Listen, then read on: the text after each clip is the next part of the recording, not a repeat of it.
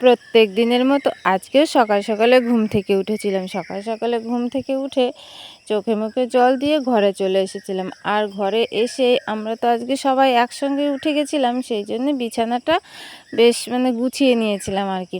তারপরে দেখো আমি ঝাড়ুটা নিয়ে চলে এসেছি ঘরটা ঝাড়ু দেওয়ার জন্য। তো হাতে খাটের তলা যেটুকু নাগাল পেলাম সেইটুকু ঝাড় দিয়ে নিলাম। এখন আমি বাকি ঘরটা ঝাড় দিয়ে নেব। তো চলো বন্ধুরা, শুভ সকাল আমার প্রিয় বন্ধুরা। আশা করছি তোমরা যে যেখানে আছো সকলে ভালো আছো এবং সুস্থ আছো। নদিয়া জেলার ছোট্ট একটি গ্রাম থেকে আমি অনিতা তোমাদের সকলকে জানাই আমার ব্লগ চ্যানেলে অনেক অনেক স্বাগত আর অনেক অনেক ভালোবাসা। ফুল ব্লগটি দেখতে থাকো, আশা করি তোমাদের কাছে খুব ভালো লাগবে, কারণ আমি সারাদিনের যে কাজকর্ম করি সেই সবই তোমাদের সাথে শেয়ার করি। সব কিছু তো আর শেয়ার করা সম্ভব হয় না, যতটুকু সম্ভব আমি চেষ্টা করি তোমাদেরকে দেখানোর। তো যাই হোক, দেখো আমার কিন্তু ঘরটা ঝাড় দিয়ে হয়ে গেছে, আর এই পাশে যে ঘরটা ছিল সেইটাও ঝাড় দিয়ে হয়ে গেছে। এখন আমি বারান্দাটা ভালোভাবে ঝাড় দিয়ে নিচ্ছি। আর গুড্ডু হচ্ছে বাইরে খেলা করছে, লাইটটা জ্বালানো ছিল অফ করে দিলাম। আর বারান্দাটা ঝাড় দিয়ে দেখো আমি বাইরে বেরিয়ে এসেছি। এখন হচ্ছে সিঁড়িগুলো একটু ভালো করে ঝাড় দিয়ে নেব। কদিন ধরে এত পরিমাণে গরম পড়ছে, আজকে না সকালবেলায় যেন আমার ভীষণ গরম লাগছে। সকালবেলায় মনে হচ্ছে যেন চান করে আসি। তো যাই হোক, দেখো আমার সকালবেলা ঘুম থেকে উঠে যদি এতটা পরিমাণে গরম লাগে, তাহলে এখন তো সারাটা দিন পড়ে রয়েছে, কি করব যেন ভেবে পাচ্ছি না। আর ঘরেও তো সবসময় ফ্যান চালিয়ে বসে থাকা সম্ভব না, বাইরে তো একদমই বেরোনো যাচ্ছে না, আর ঘোরাফেরা করাও যাচ্ছে না। কিন্তু যাই হোক, কাজকর্ম তো করতেই হবে, আর বাইরে তো বেরোতে হবে। সবসময় ঘরের মধ্যে বসে থাকলে তো আর চলবে না। তো যাই হোক, দেখো ঘরটা ঝাড়ু দিয়ে আমি চলে এসেছিলাম কলপারে সমস্ত থালা বাসন নিয়ে। আর থালা বাসনগুলো মেজে নিয়েছি, আর ভাতের হাঁড়িটার হচ্ছে কালিটা ছাড়িয়ে একটু ভালো করে ঘষে নেব আর কি। তো হালকা হালকা দাগ দাগ পড়ে রয়েছে, সেগুলো একটু বালি দিয়ে না ঘষলে না একদমই উঠতে চায় না। তো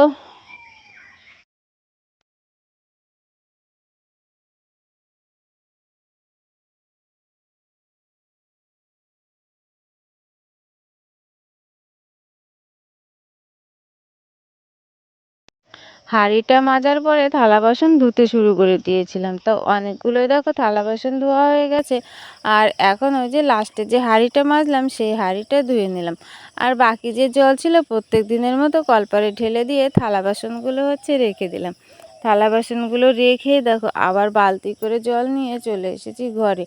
আর ওই যে ঘরটা মুছতেও দেখো শুরু করে দিয়েছি। ওই যে খাটের তলা যতটা নাগাল পেলাম ততটা হচ্ছে মুছে নিয়ে এখন আমি ঘরটাকে মুছে নিচ্ছি।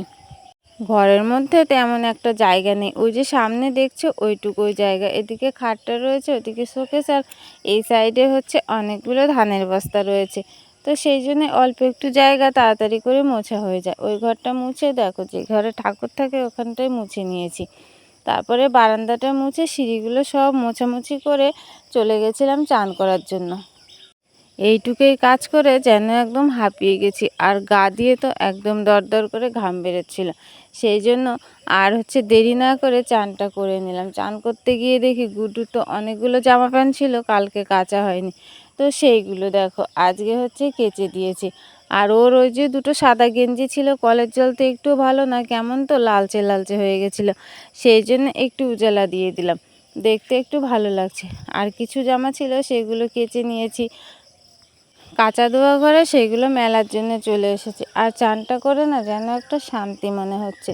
আর এখন বাকি রয়েছে শুধু পুজোটা। এখন খুব একটা বেলা হয়নি, ওই 7টা মতো বাজে, আর এখনই চানটা করে নিলাম। বিকেলবেলার দিকে যদি ভীষণই গরম লাগে আর অস্বস্তি লাগে, তাহলে বিকেলবেলা আর একবার গাটা ধুয়ে নেব। তো যাই হোক, দেখো গুড্ডু জামা প্যান্টগুলো মেলে, আমার যে শাড়িটা ছিল সেইটাও মেলে দিয়েছি। তো চলো এখন পুজোর সব কিছু গুছিয়ে নিই। পুজো টুজো করে রান্নাবান্না করে নিয়েছিলাম। আজকে তো আর তোমাদের সাথে রান্নাবান্নাটা শেয়ার করিনি, কারণ ওই যে ক্যামেরা ধরো সেট করো, ওতে না অনেকটা টাইম চলে যায়, সেই জন্য। আর গরমে ভীষণ কষ্ট হচ্ছিল উনুনের পরে, সেই জন্য ওটা আর করিনি। তো ভাবলাম রান্না বান্না করা শেষে বন্ধুদেরকে দেখিয়ে দেবো যে আমি আজকে কি রান্না করেছি। তো দেখো এখন ভাত বাড়ার জন্য চলে এসেছি। আর তোমাদের তো দেখালাম ওই গাছ থেকে কাঁকরোল পেড়েছিলাম, কাঁকরোল আর হচ্ছে পটল ভাজা করেছিলাম, আর আমড়া দিয়ে আজকে ডাল করেছিলাম। তো আমরা ডাল তো এর আগেও খেয়েছি, তো আজকে একটু রান্না করলাম। আর এত পরিমাণে গরম পড়ছে, টকটক খেতে কিন্তু বেশ ভালো লাগে। তো যাই হোক চলো, এখন দেখো ভাতটা আমি বেড়ে নিয়েছি। আর আজকে হচ্ছে ওই ঘরে খাবো, এই ঘরে তেমন খাওয়া দাওয়া হয় না, কারণ ওই যে ফ্যান লাগানো যায় না এই ঘরে, সেই জন্য রান্নাঘরটায় খাই না, ওই ঘরে হচ্ছে গিয়ে খাই আর কি। তো দেখো দুজনের থালায় দুটো ভাত বেড়ে নিয়েছি, আর এদিকে ভাজাগুলো সব নিয়ে নিয়েছি। আর এই যে ডালটা ছিল সেটা হচ্ছে বাটিতে তুলে নেব।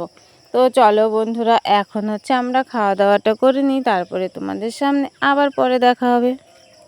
খাওয়া দাওয়া করার পরে থালা বাসন মেজে নিয়েছিলাম, তারপরে গুড্ডুকে ঘুম পাড়িয়ে আমিও একটু শুয়েছিলাম। ঘুম থেকে উঠেই দেখো এক বাটি আম কেটে নিয়ে এসেছি খাবো বলে। আর এক বাটি আম তো আমার দ্বারা খাওয়া সম্ভব না, তাই ওই যে যেই বাড়ি সেলাই শিখতে যায় মানে বৌদিদের বাড়ি, ওই বাড়িতে যাচ্ছি। তো আমি বৌদি দুজনে মিলে হচ্ছে খেয়ে নেব। তো দেখো এখানে চলে এসেছি, আর বৌদি তো মেশিনেই বসেছিল, আর আমি আর বৌদি এখন আমটা খেয়ে তারপরে হচ্ছে আবার নতুন করে কাজ শুরু করব। তো গুড্ডু তো এখনও ঘুমোচ্ছে, এই গুড্ডু এই যেটুকু টাইম ঘুমোবে সেইটুকু টাইম একটু তাড়াতাড়ি করে কাজ করে নিতে হবে। আর ও না হলে না মেশিনের কাছে এসে কিন্তু ভীষণ জ্বালাতন করে। গাছে আম হয়েছে অনেক, কিন্তু না তেমন খেতে ভালো লাগছে না, মানে এমনিতেই তো এত গরম, তারপরে না আম খেলে যেন আরোই ভীষণ গরম লাগে আর অস্বস্তি হয়। তো আজকে কি মন হলো তাই হচ্ছে 3টে আম কেটে নিয়েছি, একা খাওয়ার আর একদমই সাহস পেলাম না, সেই জন্যে একজন সঙ্গে নিয়ে নিলাম আর কি খাওয়ার জন্য। আর বৌদিও তো আম খেতে ভীষণ ভালোবাসে। তো চলো এখন একটু কাজ করা যাক। কাজ করে ওই সন্ধ্যের একটু আগে আগে বাড়ি এসেছিলাম, বাড়ি এসে একটুখানি গা হাত পা ধুয়ে সন্ধ্যে দিয়ে নিয়েছিলাম, আর হচ্ছে মা ভাতটা করে নিয়েছিল। তারপরে দেখো ভাত খেতে বসেছি, আর ভাত খেতে বসে গিয়ে এই কপালটা এতটা খারাপ কি বলবো তোমাদের। সকালবেলা যে ডালটা রান্না করেছিলাম, আর এত গরম পড়েছে ডালটা গেছে খারাপ হয়ে।